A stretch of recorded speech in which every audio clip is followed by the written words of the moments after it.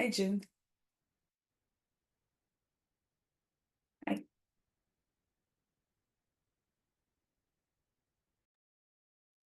Can you all hear me? This is to test. Yeah, I can hear you. It's great to see you. Yes. Yeah, it's good to see you too.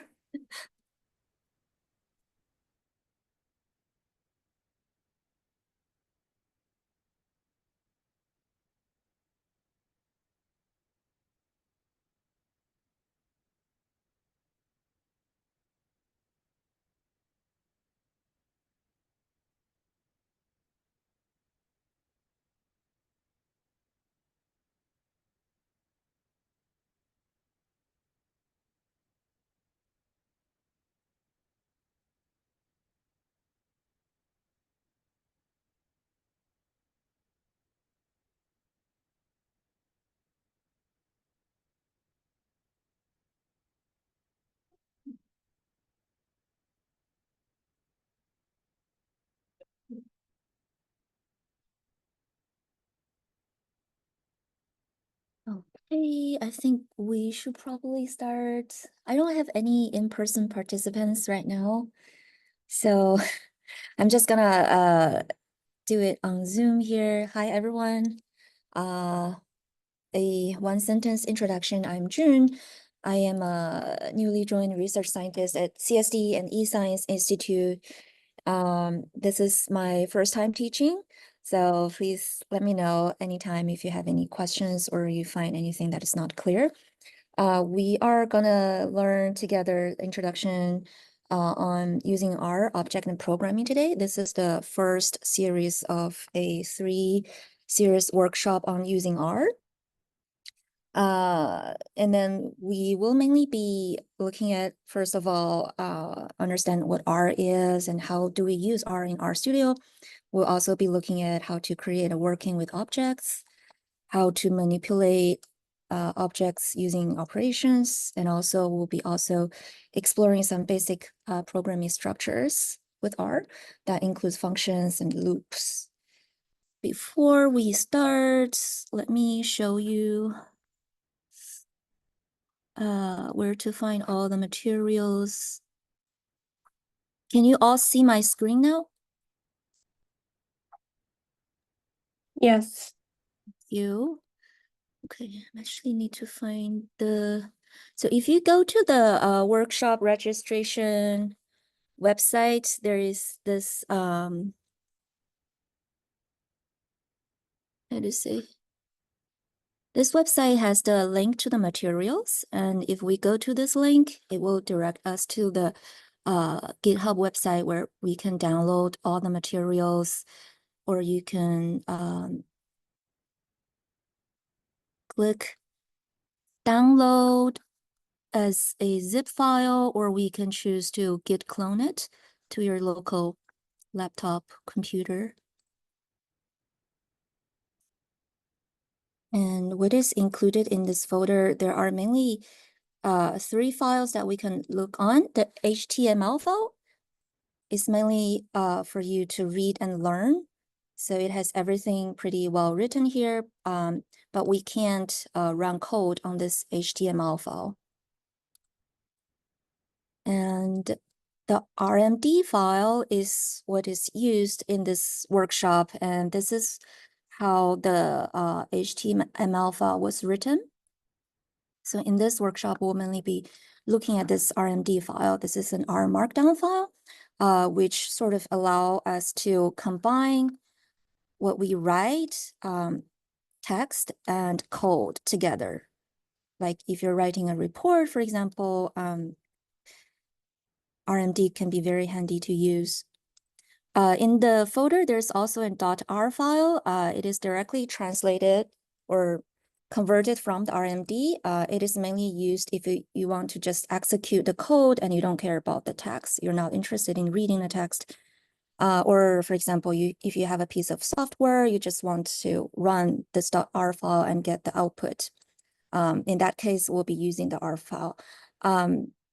This R file is directly converted from the .rmd file, so it has some messy comments here. So when you look at it, feel free to ignore those comments. Okay, so if we go to RStudio and minimize my Zoom window so that I can see. So getting started, do we all have R installed by this stage, or do we need some time to download R and install R? Feel free to give me a thumb up if you all have R or RStudio installed. If not, we can wait for a few minutes for you to download R.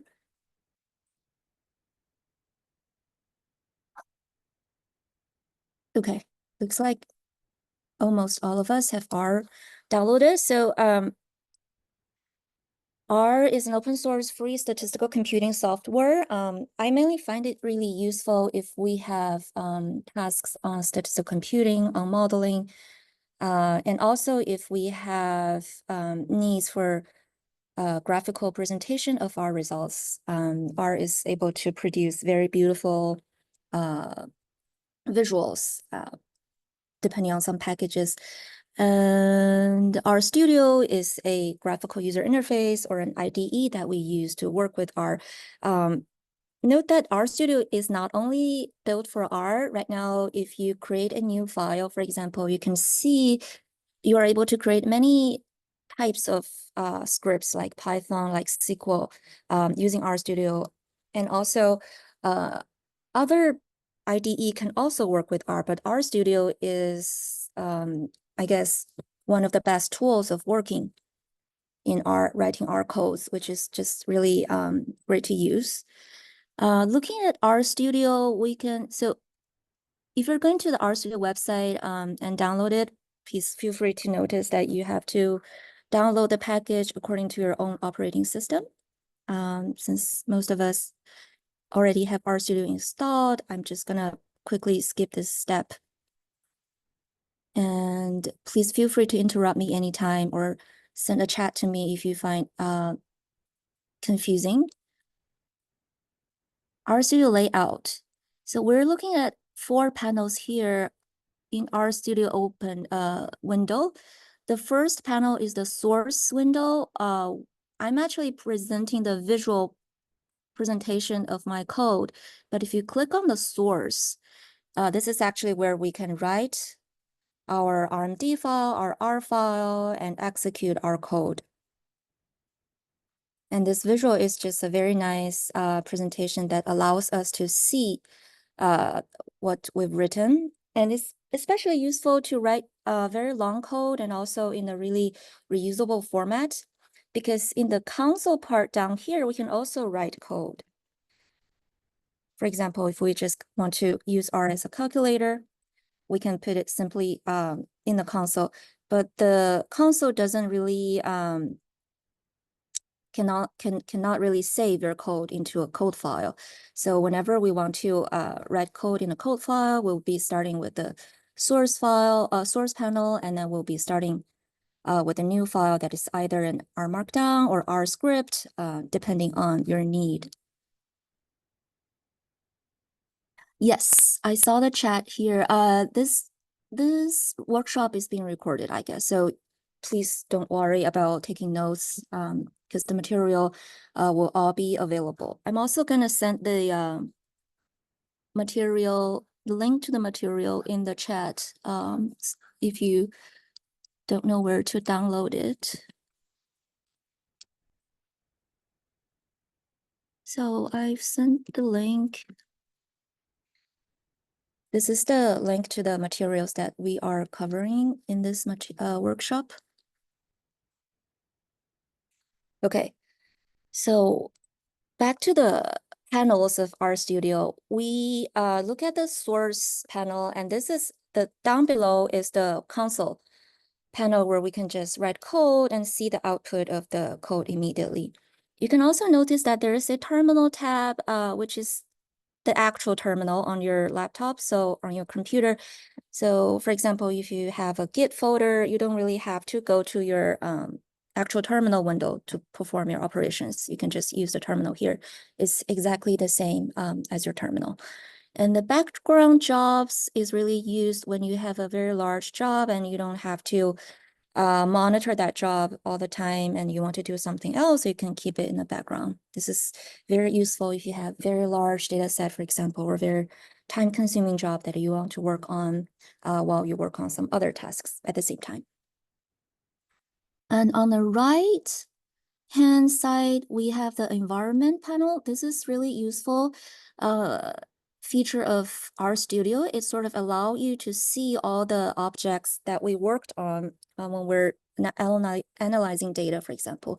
Right now, we have the environment as empty because we haven't run any code, we haven't stored any project object. But once we store them, everything will be listed under this environment. It also has the history of the operations that you've conducted and has some connections. And mostly we'll be interested in looking at this environment panel when we work with RStudio. And on the right-hand side down below, we also have the files, plot, packages, and help. These are really handy panels for you to see. For example, if you have, if you want to see help page, help website for a package, you can, the help page will be displayed here. And under this file tab, it would tell you what are the files in your current folder. And the plot panel will show you the plot that we've created. So these are all very handy functionalities for RStudio that allow us to see the output of our code. And the packages would let us know what packages are currently installed on our laptop. Okay, scrolling down to starting working with R, I'm gonna minimize the other panels just for us to see. So we can start by creating a new file, R script. This is mainly used for us to play around and for you to see how R can be used as a calculator, for example. So if we want to use R as a calculator, there are many ways. We can just type it using the normal mathematical operation that we've used everywhere else. And after we type this, we can select it and then hit the run button. And then you will be able to see that in the console, the output of this formula is produced.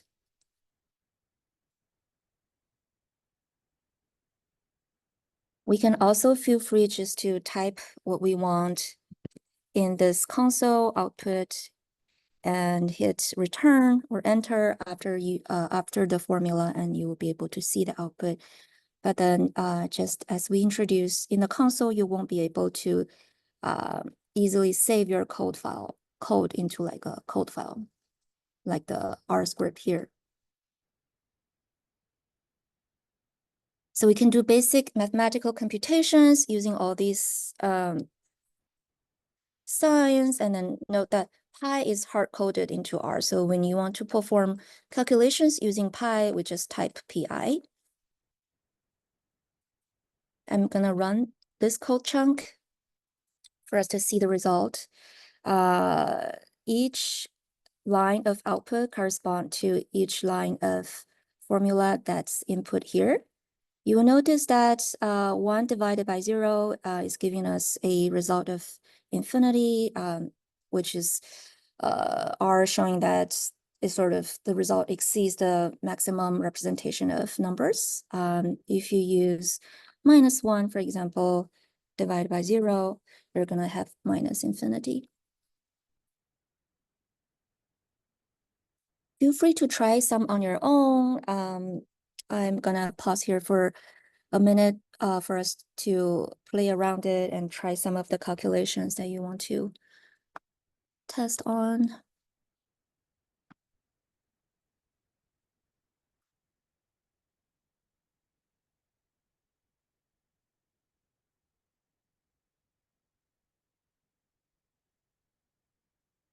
What about more complicated functions like exponents, square roots, trig functions, and a natural log? So these can all be realized using R. When we want to write functions using exponents, we actually use this accent. On my laptop, it's usually Shift plus the number 6. I guess it should be mostly similar on all of the computers' keyboard. And the square root is represented by sqrt, and sine and cosine, all the track functions is represented by the representative word. Note that for log here, the default option is the natural log. So it's assuming e as the base of log. And this is just the exponents of this number. If we're trying to use the exponentiate this 6.9 number inside the bracket.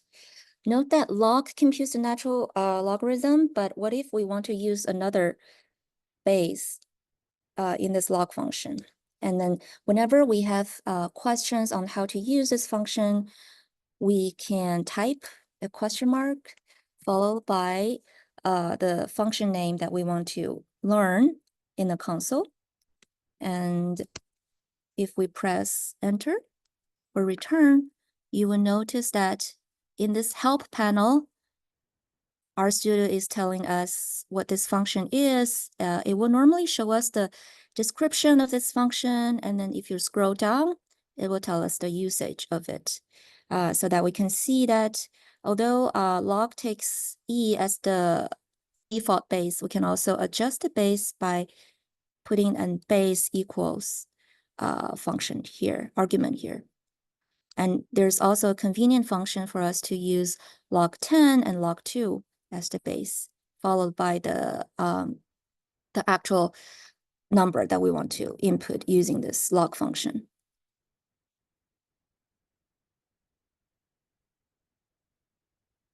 And documentation, now that we're in this documentation phase, as you can see in the tutorial here, one convenient feature in R is the documentation for all functions. Just as we learned just now, we can use the question mark followed by the function name to pull up the help panel. We can also just type the word help followed by brackets, and then under the quotation mark, enter the function name. It will also give us, I think it is the same help panel that we just looked at. And then it will explicitly tell you what are the arguments that this function is expecting us to give. There are also a few other functions that can help us understand how to use the functions or recall their arguments, because in many times we don't exactly remember what the arguments are or how can the functions be used for. We can run this line of code, help.search, followed by this function name in parentheses and in quotation marks. And in this way, R is actually helping us search. And you will actually notice that it's returning a lot of the search results. It has both the vignettes, which is essentially a documentation that contains the keyword log, right? There are many packages that has this log function that are mainly used for different things. And there are different help pages that also contain this log keyword, but what we're using here is the base R function on log. So it's used for logarithms and exponentials. If we click here, it will lead us to the help page that we just looked at.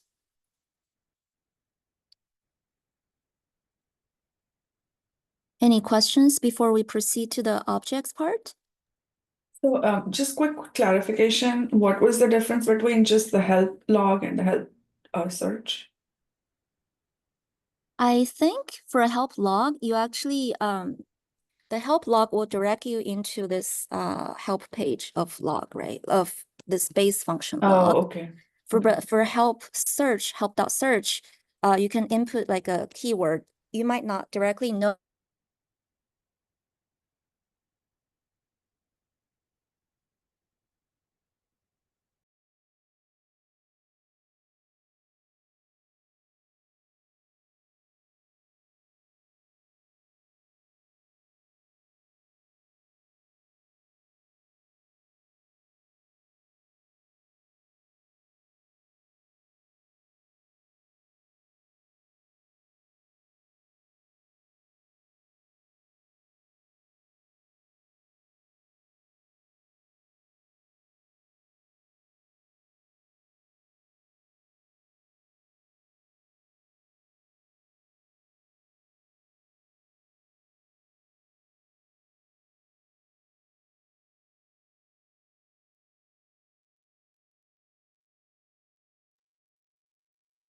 Okay, Was it her Zoom that got stuck? I guess so, because I was like, is it me? I had the Yeah. exact, I had the exact same Yeah, okay, question. I guess it was her because we're here.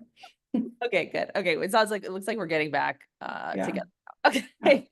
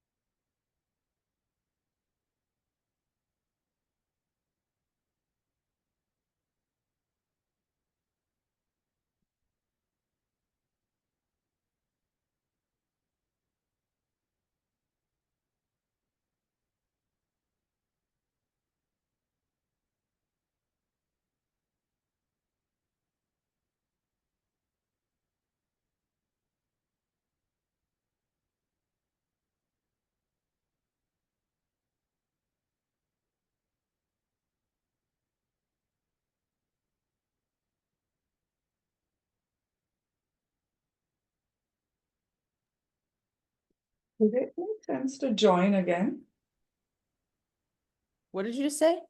Would it perhaps make sense to leave this? Oh, okay. Oh no, Oh, she's here. She's back.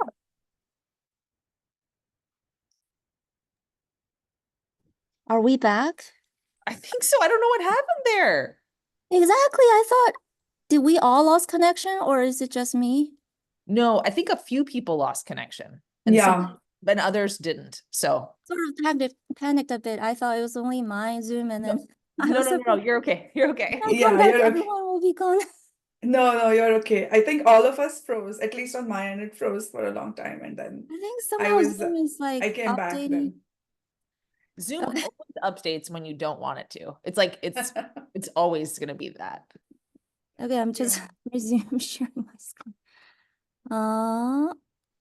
Okay, do you all see my screen now? Yeah. Okay. Objects in R, this can be a little confusing, especially for beginners with R. R is a object-oriented programming language, but it is also a functional programming language. So this touch to some fundamental concepts in programming. So when we work with R, actually, we don't always use OOP.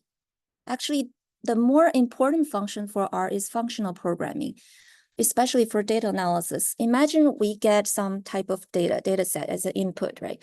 What we're thinking of is that, oh, we got this data object and we are gonna write some functions that can be applied to this object. And then this data set after we apply this function is gonna generate some type of output. And this output is gonna be used as an input, maybe as another function.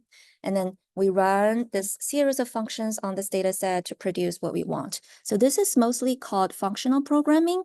Whereas in object-oriented programming, we're thinking of, for example, if we're building a Shiny app or like a visualization app or a software, we're thinking, oh, we're gonna build a feature such as a search button or a text box. And then in that case, we'll be thinking of programming as we're gonna create a class. A class you can imagine just like a class of car, for example. And under this class, you would have instances of class. That is called objects. For example, you're gonna have a blue car or you're gonna have a Honda car under this class of cars. And under this cars, class, there are methods that can be applied to all the objects inside this class. But what we are explaining here is actually not objects in an object-oriented programming sense. What we're trying to explain and study here in this workshop is that we're trying to learn the base objects in R. So everything in R is stored as an object, but not all of the objects in R are object-oriented. So this can be a little bit confusing in terms of the concepts. What we are trying to understand here is that we're just trying to understand the base type of our objects, not in an OOP sense, but just in us trying to understand what are the base objects types in R. Note that object names are case sensitive. So if you have a capital letter, it's actually different from a lowercase letter. Object names should be meaningful and short. The tutorial here suggests that we should follow some best practices of writing object names. There are a couple ways to write an object name. You can, of course, type object. I would always recommend object followed by underscore, given whatever name that you want to name on. And some people would use dot to connect the name, which I don't really recommend because it can be confusing in many ways, especially if you're also writing other programming languages. Some people would also use camel cases, something like this, combined by capital versus and lowercase letters. It depends on personal preferences. But I would just recommend, all lowercase letters combined by underscore, for example. That will help us reduce some bugs when we write the code, and it's in general pretty easy to follow. So what is this sign? This left arrow or this quotation sign is actually used for us to assign our object. We can imagine as we are writing something and we put it in a box for R to store and understand. Here, for example, we are assigning X as an object with a value of 2. If we run this code, you actually see that this X object is stored in this environment panel. So it is memorized by R. If we don't store it, if we don't assign it, I remember I always made this mistake when I started to use R. For example, if we perform some calculations, we get the result, but we actually don't know how to use it in the next step because we didn't assign what we do to an object. So we use this left pointing arrow, or we use the equation sign to assign it. After we created this object and we run, we can just type it and we run this code. It will just output what we assign, show the content of this object X in the console. We can also use the equation sign, which is essentially the same as the left pointing arrow. If you're coming from another programming language, such as Python, you might find the equation sign more familiar. We can also put strings in an object. For example, we assign this H object as a string called practice. So this is a character. You will notice the quotation mark around this practice word. There are in total, I think, 25 base types, depending on how we count it in R, but they can generally be understood into broad categories of atomic data types, data structures, formula, function, environment, etc. Data types, the most atomic data types in R,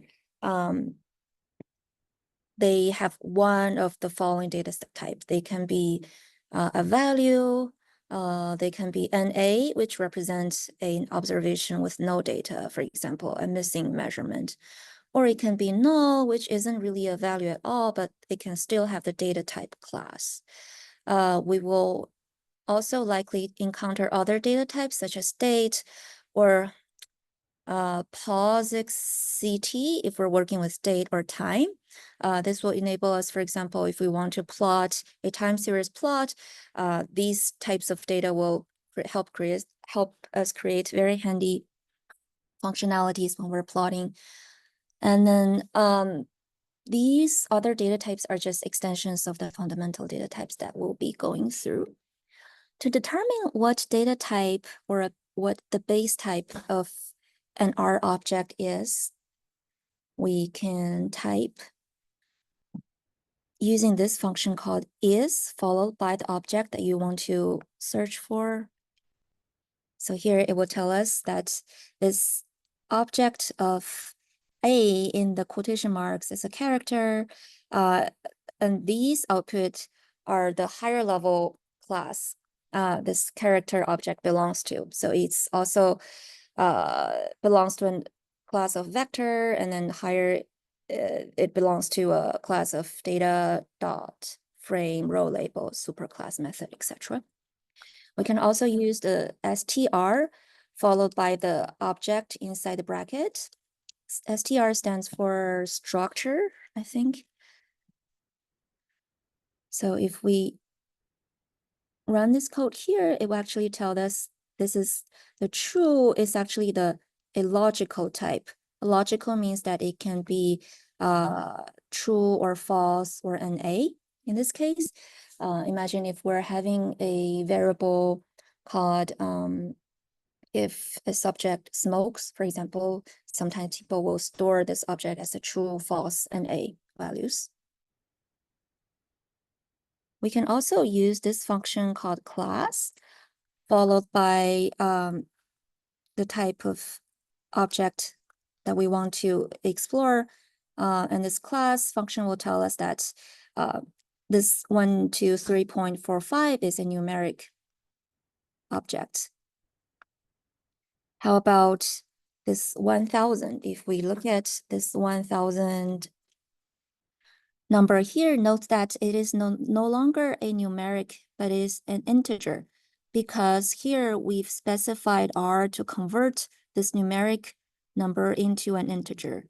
So what is the difference between a numeric and an integer? Is that a numeric can contain digitals, whereas an integer is, we would assume that it doesn't have multi-digits.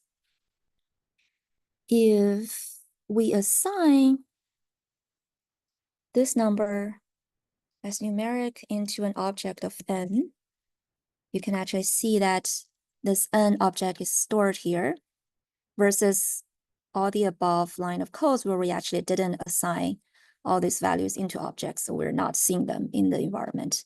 But here we assign this numeric object as n, and we can just print this class of n. We don't have to specify the actual values of this object here. R will tell us this is of a numeric type. Checking the base type or class of the object is especially helpful when we are doing exploratory data analysis or statistical modeling. We want to make sure that our data is of the correct type before we put it into the models. Is there a difference between is, str, and class, or are they doing the same thing? I think, let's just check out. Sometimes are autocomplete. Compactly display the structure of an arbitrary R object. I think str can be used not only on atomic objects, right? It can be used on data structures such as data frame and matrices as well. Whereas for class, I mostly use for atomic data structure, data objects like numeric characters. So I don't usually use class on a data frame, for example. Object input of str can be any R object about which you want to have some information. And then the structure function has some additional arguments that we could manipulate. And then let's check out class. Class is more a simple generic function which can be used for object-oriented style of programming. So mostly we would use it for simpler checkout, especially you want to check OOP objects such as the S3 classes, S4 classes. Many R objects have a class attribute. Yeah, so I would usually use it for different purposes. For class, I would use for atomic data types, but for more complicated data structures that you want to explore, we can use the str function.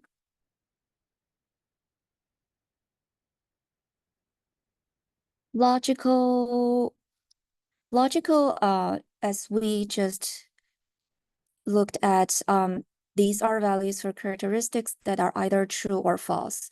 They can also contain type of NA if the observation is missing. For example, if we assign this formula here into A, if 1 is larger than 2, we're evaluating this object as logical. We're testing whether 1 is greater than 2. And if you see that we assign this object as A is actually false because 1 is not larger than 2. Here we create 2 numerical values, one being NA, one being 39. For example, we use them to represent the age of our subjects, and we run it. Did I run? I know I didn't run successfully because I didn't see any objects coming in my environment. So I would run it again, actually see that the age of John is 39, age of Jane is NA.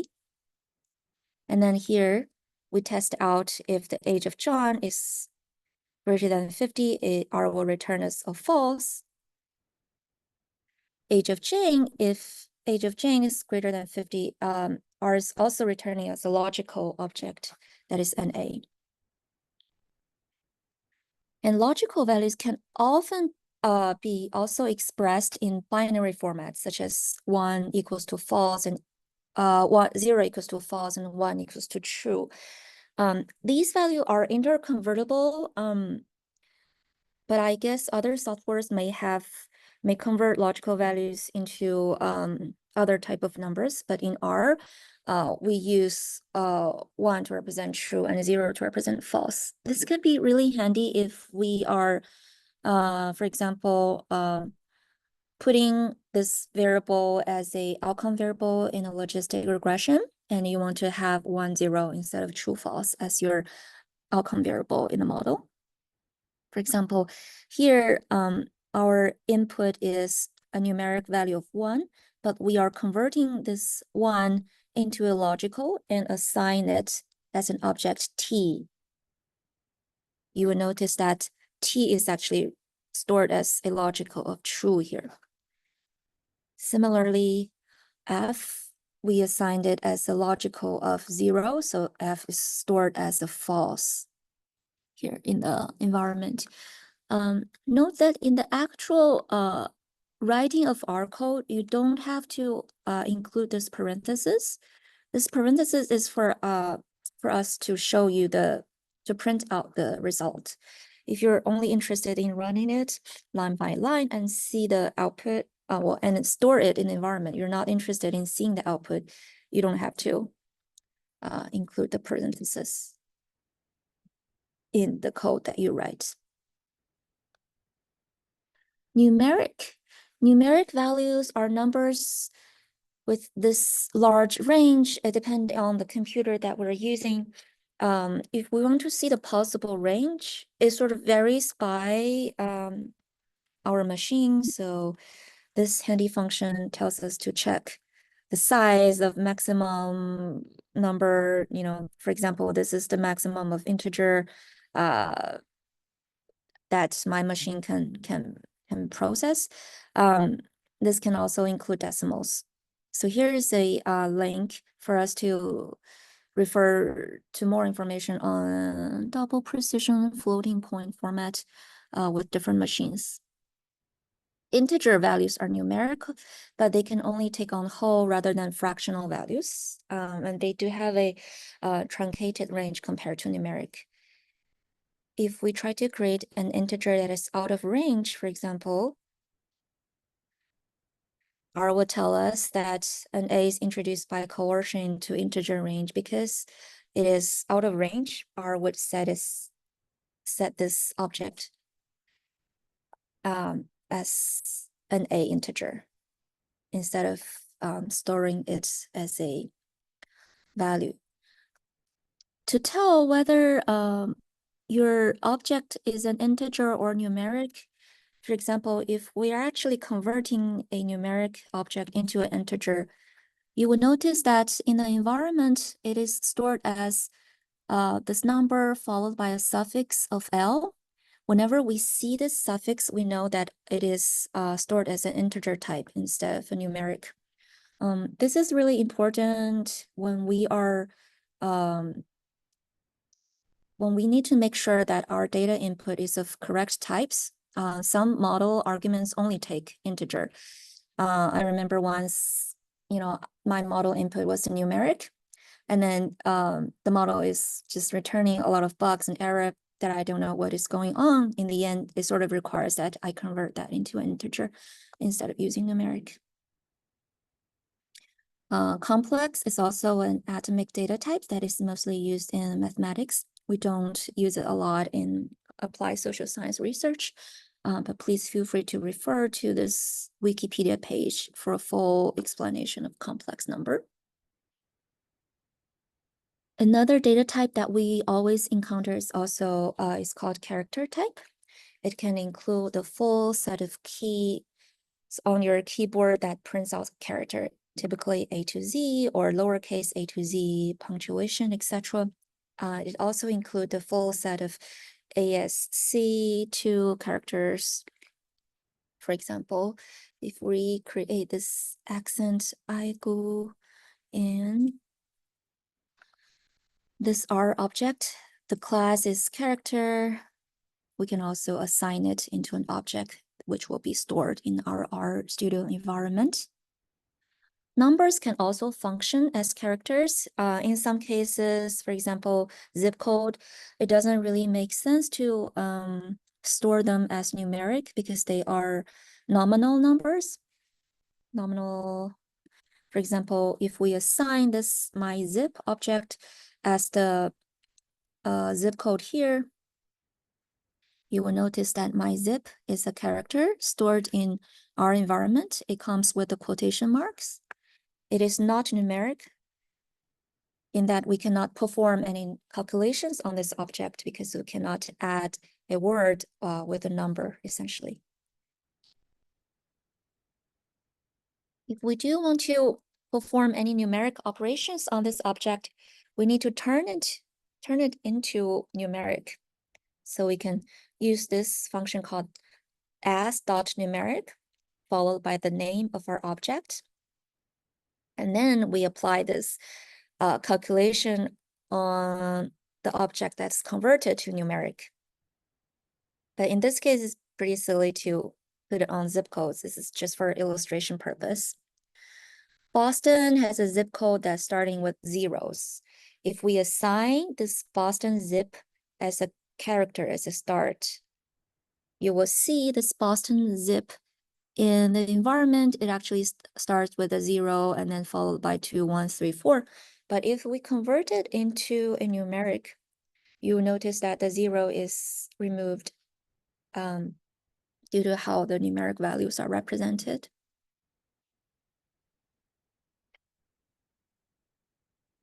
Raw values are used to store raw bytes of hexadecimal format, which is also unlikely to be used in applied social science research.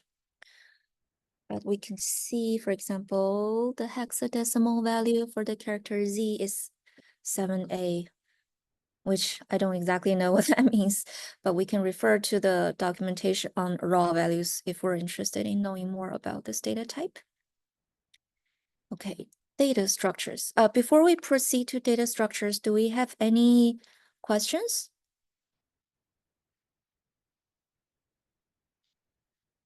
Okay, so what we just explained are all atomic data types. But what is data structures? Data structure means that we have more than, you know, a large amount of data stored together. That's usually how I understand data structures. There are 5 basic data structures in R, and I found this graph really useful.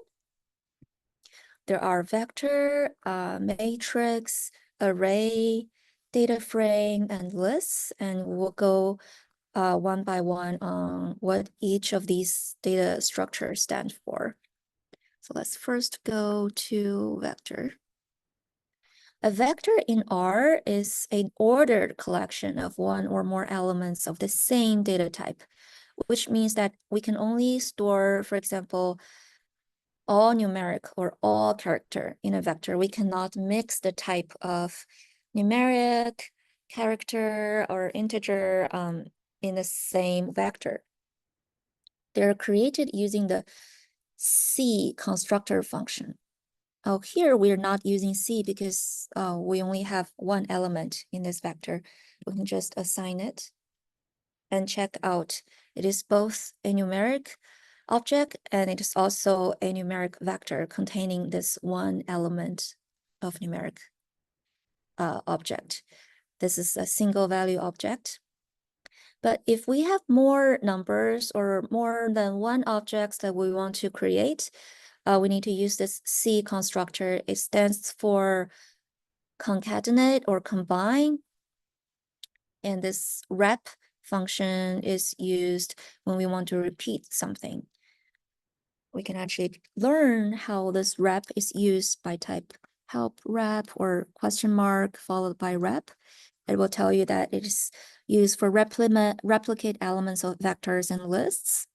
And the usage of that is just type rep followed by the object name that we want the function to repeat on.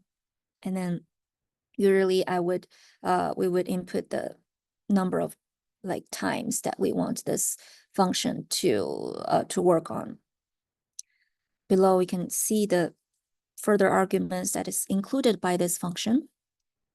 For example, if we run rep 1 for 5 times, so this comma actually tells us that the argument before the comma is the first argument, and the argument after the comma is the second argument, etc. So we run rep 1, 5 and assign it into an object of z. You will see that z is stored in this environment and it is a numeric object of 1 repeated 5 times. You can also just see it by typing z in your code chunk or in the console. It will give us the same output. And here we are with Q, this Q object, we are actually creating a vector of 1 and 2 and have it repeated by or replicated by 5 times. So if we run this Q object assignment, we actually see that this Q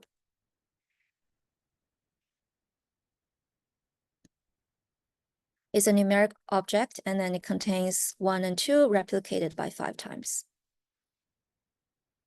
If we are interested in repeating each of these numeric values by 5 times, or you can say we want to replicate 1 by 5 times and 2 by 6 times, we can adjust the second argument here, which represent different times that we want to replicate this number. And we assign it into T, and we don't see it unless we call this object. You can actually see that with T here, 1 is repeated 5 times, and then 2 is repeated 6 times. We can also create a vector with a sequence of numbers, which means that it's from the beginning till end, right? So A, for example, can be a sequence of 1 to 5, and this colon sign represents that we're including everything between 1 and 5, including 5. So this is essentially the same as B, we're actually explicitly using the sequence function. So you can see A under the environment panel is integer 1 to 5, and B is also integer 1 to 5. But if we want to change the order of it, C is actually telling R to store this sequence from 5 to 1. And D, if we specify arguments, right, in this D object, we can also tell R we don't want the interval to be 1. We can tell R we're going to create this object of D from 0 to 15, but we want it to have an interval of 3. When we see D is actually not increasing by 1, in this case is 0, 3, 6, 9, 12, 15. And what we work on with this E object is essentially the same with D. It's telling the sequence function to start with 0, to end with 15, with an interval of 3. It is just not explicitly typing the name of these arguments.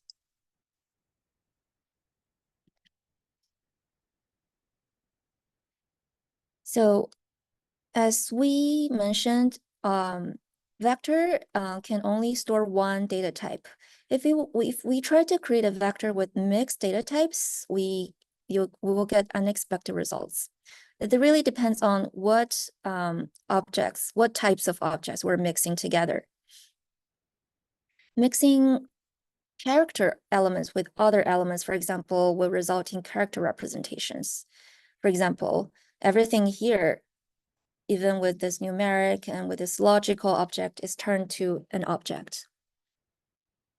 If we mix numeric with logical and we run it, everything will be turned into a numeric because the logical and numeric are interconvertible, and then R will automatically convert true and false into 1 and 0 in this case.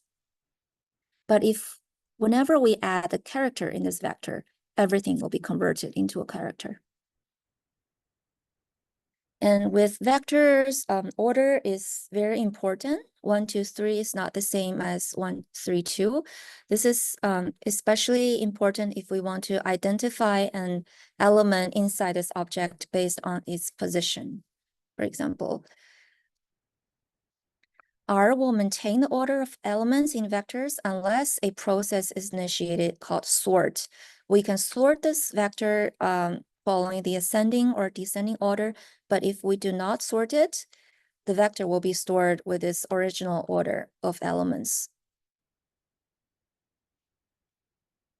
If you want to get some information about vectors such as length and data type, we can use this length or class function on the vector that we created. Here we're taking a random draw from a normal distribution, random draw of 100 numbers to create a numeric vector. And we want to check how long this vector is. So that is length, and we can also check length class of it, so numeric. If the length of this numeric vector is larger than 1, that is actually not about the length, but this is logical. So we're actually, if we type out, if this vector is larger than 1, in this console, R will return actually 100 objects telling us if each of the elements is larger than 1. So some of them are false and some of them are true, but the class of this object is logical. Elements of vectors are specified with their index number 1 to n. For example, if V is a sequence that we created, we can see V is from 0 to 10. Then the fourth element of V is actually 1, 2, 3, 4 is actually should be 6. So the square bracket is what we use to identify an element inside a vector. or inside a variable when we're working with a data set by specifying the index of this element. Note that with R, the indexing starts from 1. So when we're counting the index with this 0, for example, it's actually element 1. It is not the case with other programming languages where they usually start with 0. So if we want to identify, for example, this 6 in Python, then we're going to input the v of position 3 instead of 4. But if we want to know which index we're going to pull out of this vector, and we don't really know, we can use this which function. We're still having this v sequence, but then right now we're going to check which of the elements in this v vector is larger than 5. And then this which is going to return us the index number of this vector. So it's telling us that index 4, 5, and 6 are elements inside this vector of v that is larger than 5. So if we assign the elements 4, 5, 6 of v into 100, we will actually see that this object v, this numeric value v, is changed. These 3, 4, 5, 6 elements of v is changed into 100. So that was a lot on vectors, and I realized we've been pretty slow, so I'm going to move a little bit quickly. If we go back to this figure, we'll actually see that the second type we're looking at is matrix. So essentially, matrix is same as vectors in that matrix can only contain one data type. But it's different is that it's a two-dimensional table. So it can contain row vector and column vector. So you can imagine vector as a unidimensional matrix, and matrix is a data table. It is especially useful if we want to perform linear algebra or solve linear equations or matrix algebra using this matrix data structure type. We can create the matrix function, the matrix by using the matrix function. For example, we have a vector of 1 to 100, and we want to create a matrix out of this vector. By row means that we are filling in this matrix by row. And then we're specifying we want 10 columns in this matrix. You actually see that this matrix is come up with. And the order of filling is that it's by row, versus if you want to create a matrix by column, you can just type by row equals to false. And then this matrix is filled by column instead of row. If you try to force a vector into a matrix, so row times column length doesn't match the length of the vector, the elements will be recycled. For example, if we have this letters object, which is the 26 alphabetical letters, and we want to create a 10 by 10 matrix out of this vector, R will tell us that the data length is not a submultiple or multiple of the number of rows 10. So R will recycle this vector after it is completed the first time, and it will just keep recycling the numbers inside this vector. We can also create a matrix of 0, and then we can add a diagonal of 1 to this matrix. We can check out dimension of a vector similarly as in matrix by using a dimension function. So it's telling us this matrix of 0 has 5 rows and 5 columns. So how do we subset a matrix? A matrix, we can subsetting that using the index that we just introduced. Here, before the comma, we're actually specifying the index of the row that we want to subset. And after the comma, the second argument, we're specifying the index of the column that we're trying to subset. So if we don't specify anything, we're telling R, for example, in this line of code, we're telling R to display only the 5th row and all columns of this row of this matrix X, of this matrix Z, which is actually this row. Instead, we want all row, but only the third column of this matrix Z. We would run this code, and then matrix R will actually tell us what is inside column 3 of all rows under matrix Z. We can also present multiple columns and multiple rows. For example, we display the first and fifth rows of this matrix Z. Is telling us, okay, these are the 2 rows and all the columns under this matrix. We can also change the values of this element by specifying we want all of column 1 into 0 and assign this column as the number 0. Change all of the row 3 to 50. So this is how we identify and change the value of this elements inside matrix by using the index inside this matrix. We're changing row 1, column 4 to 999. So this is row 1, column 4. We change this element of matrix into 999. We can also create matrix by combining columns or rows from a pre-existing matrix by using the cbind, which indicate column bind, or rbind, which indicate row bind. For example, if we have created matrices A and B, we want to combine A and B by column. Note that they all have the similar rows. So when we combine columns, we combine matrices by columns, we have to make sure they have the similar number of rows, the same number of rows. Similarly, if we try to combine a matrix by rows, we have to make sure that they have the same number of columns, because each row and each column need to be matched up when we combine them. For example, if we combine matrix A and B by column, you actually see that they're actually listed combined side by side with the same number of rows. We can also just select certain rows and certain columns in the matrix to be combined with. For example, this function is combining row 5 in matrix A with a row 3 in matrix B. Matrix is also very handy to use if we want to perform mathematical operations, solving linear equations, for example. And you can just use addition and subtraction on matrix. I have a quick question on the combining rows and columns, just the one about this. Yeah. So when you combine this, does it return the whole, like, is it just returning these 2 rows that were combined? Or how does it like work with the 2 larger matrices?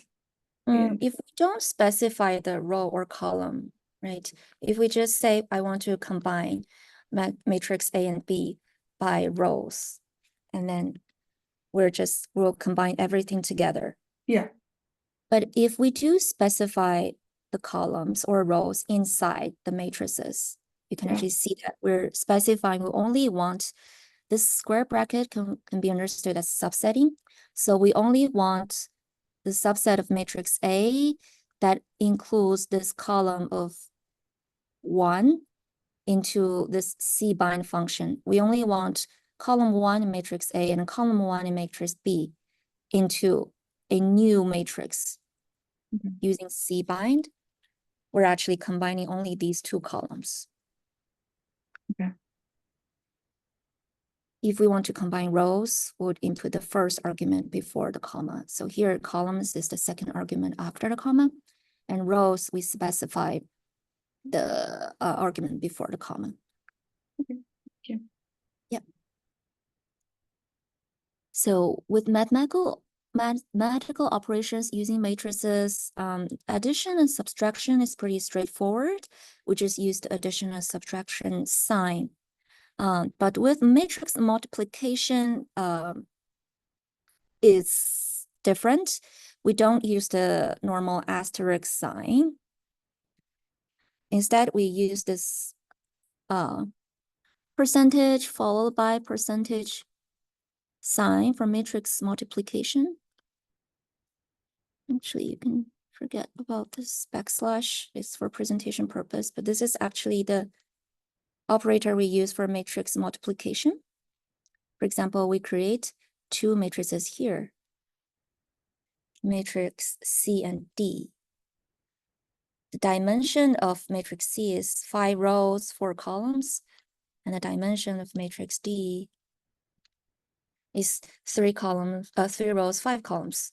When we perform matrix multiplication, we need to make sure that the left matrix need to have the same number of columns as the number of rows in the right matrix. So CD is different from DC in matrix multiplication. For example, if we use C on the left and D on the right, note the dimension, the columns of C is different from the row of D, right? So when we perform a matrix multiplication on that, R will throw an error. Only when we use D on the left and C on the right, they do have the same number of columns of D and the number of rows of C, can we perform the correct matrix multiplication using this percentage, asterisk percentage operator. Here is a simple practice questions that I will leave it to you to work on it afterwards, but feel free to let me know if you have any questions or if you want to play around it afterwards. And then if we go back to this figure, data structures, the next data structure we're going to look at is an array. So what is the difference between an array and a matrix? We can imagine matrix just as a two-dimensional array, whereas array, it can include higher dimensions, but it can also only contain one type of data. If we go back to array, so it's also written here that array can contain more than one dimension, actually more than 2 dimension and more than 3 dimension. This can be useful for analyzing time series data or other multi-dimensional data. If we create a vector and then create an array from this vector of 1 to 27, and we want the dimension to be 3 times 3 times 3, imagine it to be a cubic, just as shown in the figure. We can actually see that the output is telling us A is actually an array, a very dense matrix where you have the first matrix as this one, the second matrix as the second one, and the third matrix as the third one, using the numeric vector that we created. Whenever we want to specify or identify an element inside this array, we'll use it by the index number. For example, here we want the first row, second column, and the third matrix inside this array. And we see what is the element here. The first row, second column of the third matrix inside this array is actually element 22, an element of 22. So that was array. And take a look at the next type is list. A list is very different from above those three types in that a list can contain many different data types. It doesn't have to be a one type inside a list, and the list can contain data frame, it can contain a vector, it can contain a matrix. So list is very unstructured in this sense, it's very flexible. So for example, we can put different types of data inside the list by using this list function to create a list. And then we can modify that list. And the list output will tell you, okay, the first element is a character. The second element of this list is actually a numeric vector. And the third element of this list is a logical vector. When we try to index within a list, we used double square brackets instead of single square brackets. If we use a single square brackets to index a list, it will return a list. But using double square brackets would exactly return the element inside this list. And lapply is a function that we use to perform operations on all elements of a list. Should stand for list apply or something. So the first argument is that we want the object to be performed is this X is this L object, and this function is class. So we want to check the class of every element inside this list of L. And then lapply will tell us the first is a character, the second is integer, third is logical. How about mean? We're trying to apply this mean function on every element of this list object of L using this lapply, and R will tell us the first element, the character, is not a numerical or logical, so that it is returning an A for the mean function. That was list. How about the next data structure type of vector? Vector is really similar to vectors. You can think of it as a character vector, but it is used for categorical data, and it contains informational labels. For example, if we only create this character vector of income, R doesn't know what the order of this character vector is. Because these are characters, if we sort them, R is sorting them, I guess, alphabetically, we can see that they're not in the correct order that we want them to be. But if these are treated as a vector, we can tell this vector to use the levels of this income vector that we created to assign different levels on this vector, on the different elements of this vector. And we repeat this income vector by 2 times, and then we assign the levels of this vector as the income. And we sort again. We'll actually see that first of all, every element inside this vectors is replicated 2 times, but they're also leveled according to the levels that we arranged. This is especially helpful, for example, if we're running a multinomial logistic regression, for example, that we want our outcome variable, be it a Likert scale, be it different levels of our categorical variable to be in the correct order as our model input. So vector is a really important data type to be keep in mind on using R. So other than all these data structures, data frame might be the most common data structure that we might encounter. Data frame is very similar to a matrix, but the only difference is that inside this data frame or inside this table, we can have columns of different data types.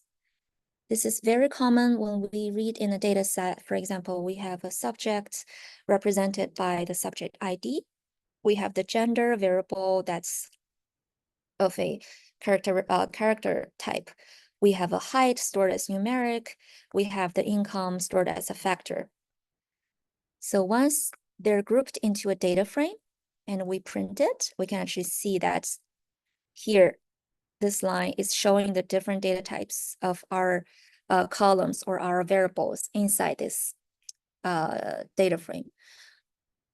A straightforward way using RStudio is that we can also just click on this object, data frame object inside the environment, and RStudio will return us the print as the actual object of this data frame. It's very easy for us to scroll over, or we want to get an initial impression of what the data looks like when we read in the data set.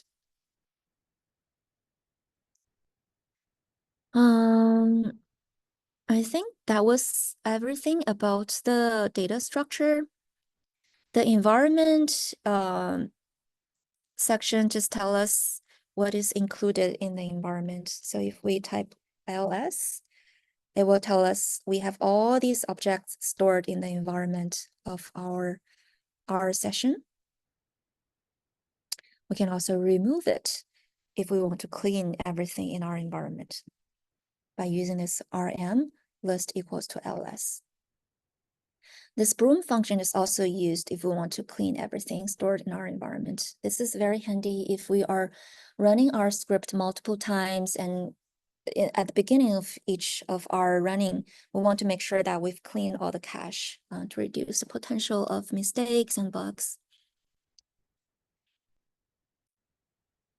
Functions and loops. Functions are a set of statements in R that are grouped together to perform specific task or set of tasks. There are all kinds of written built-in functions in R that we can use, but we can also write our own functions, right?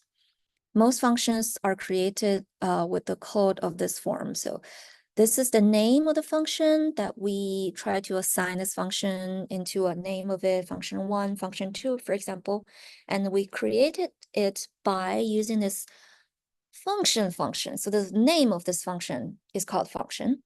And then followed by the parentheses where we want to specify the input arguments. And then this is the statement where we want to tell how this function is performed. For example, of this function, we name it f square, function square, and we want to assign it as a function of the input x as an argument. And what do we want to do with this function is that we want it to perform a square of x. If we run it, you will see that in the environment, we have an object called f squared, and it is a function of x. The function name is r squared, right?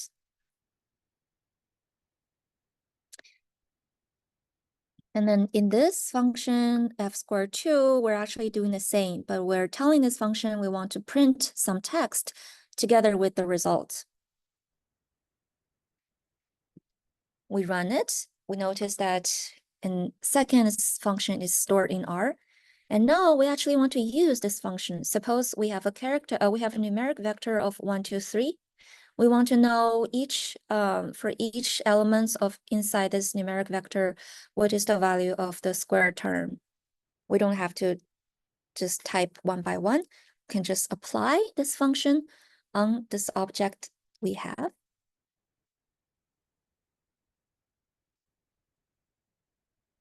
It will tell us that you have the input of 1, 2, 3, and the output of this function is 1, 4, 9.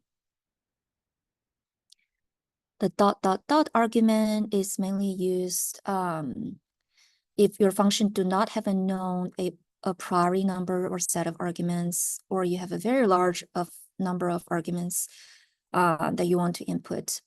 Feel free to refer to these two links on how to use the ... argument in R functions. The body can be as simple or complicated as it needs to be in order for us to achieve the desired result. For example, in this f squared 3, we add additional argument called verbals equals to false. This is like a default argument we put here. Means that if verbals is true, we display these messages. But if it is false, we only return the result of the calculation. So if we run this third function and with the default verbals equals to false, we see that it is only returning 1, 4, 9. But if we actually specify the argument of verbals equals to true, we run it again, it will tell us, oh, you're specifying this argument to be true, then I know I'm gonna return this message plus the output of our function as we specified. So this is very useful if we want to customize our function or to make it more generalizable to different situations when we code. And return value is what we want to present as the final output of our function. As I said, R is mostly used for functional programming. So this is the part where we write functions and we return the output to apply the function on our objects. It is also possible that different outputs can be produced by a function based on some logical testing. We can explicitly use return in the code. For example, in this function, we're comparing arguments x and y. Here, the body of the function is telling us if either of the argument is missing, which means if the number of arguments is not 2, the function will stop and it will tell us return a message called invalid number of arguments. And if it is 2, if the number of arguments we input into this function is actually 2, then the function will proceed to the following steps. So this is basically we're building multiple conditions for the function to work with our argument inputs. We first create this function, but of course nothing happened because we didn't apply this function to our object. So here we have different objects that we want to play around with this function.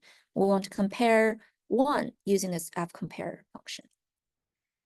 This function will tell us invalid number of arguments because as the function checks out, the number of arguments is not 2. And based on the body of code that we've written here, if we apply this fcompare function to 1 and 2, it will tell us 1 is less than 2. If we run 2 and 1, it will tell us 2 is greater than 1. This is all performed according to the operation that we specified in the body of this function. Any questions here?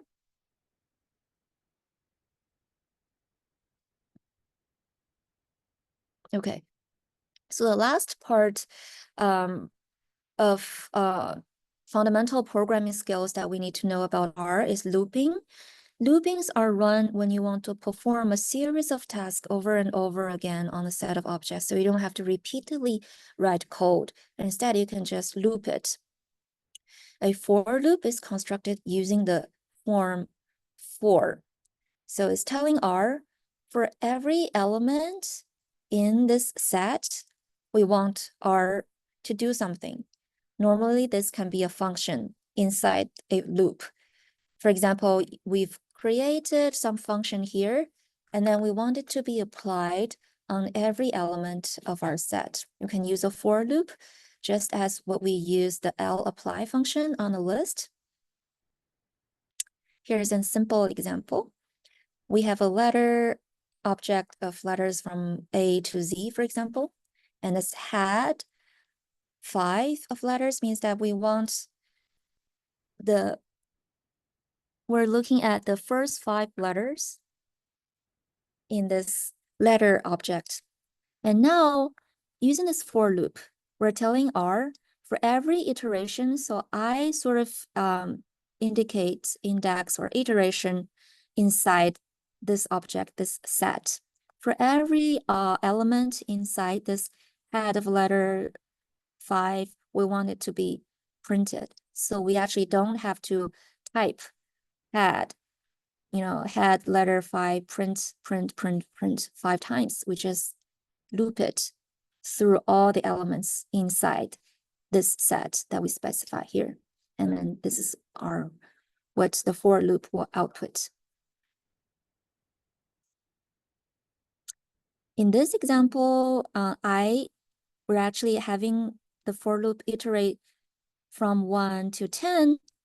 We're telling R for each number in this 1 to 10 set, we want R to print a message, which include the number itself, pasted the square equals text, and then the calculation of I to the power of 2.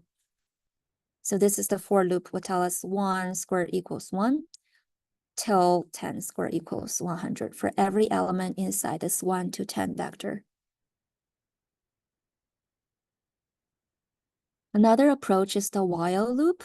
It basically tells us you want the loop to perform something while a condition is true, is met, because sometimes you don't know how many iterations we will need to reach our desired output. as in a for loop. We don't really know, right? So we can specify while some condition is met, while some condition is true, we want this loop to do something. Here is an example of a Fibonacci sequence. So it basically, the idea is that we don't know when this while loop to stop. With this sequence, you start with the first number of 1, the second number of 1, and the following number will just be the summation of the previous two numbers. an equals to an minus 1 plus an minus 2. And we create an initial sequence of 1, 1. This is A1 and A2. We can check this out. So initial sequence is 1, 1.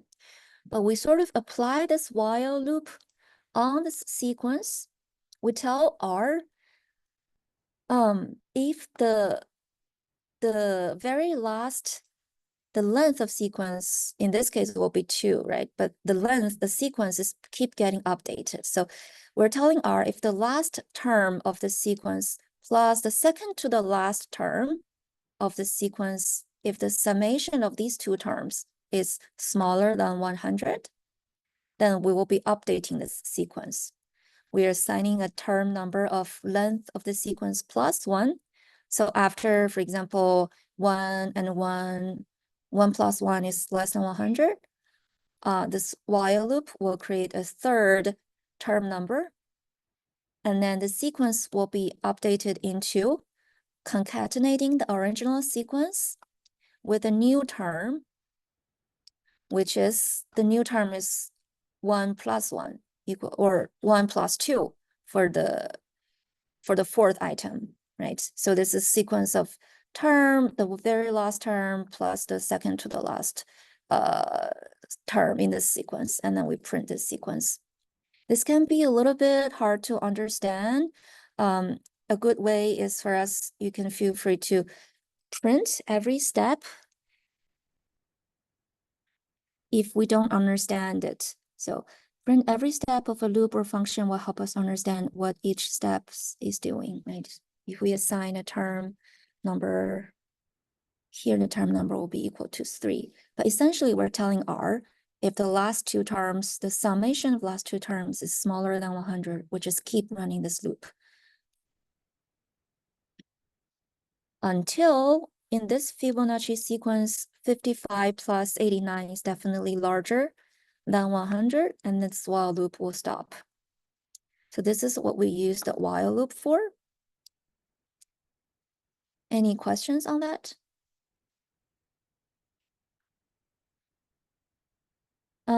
So we've actually reached the end of this workshop, covered everything.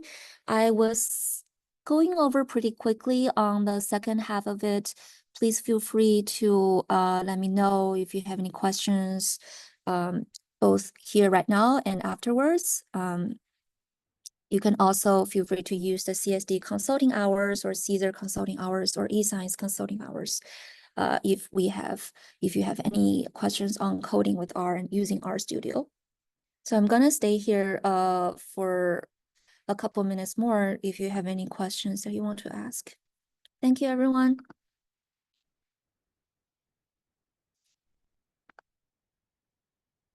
Thank you. This was great. Thank you. Thank you so much.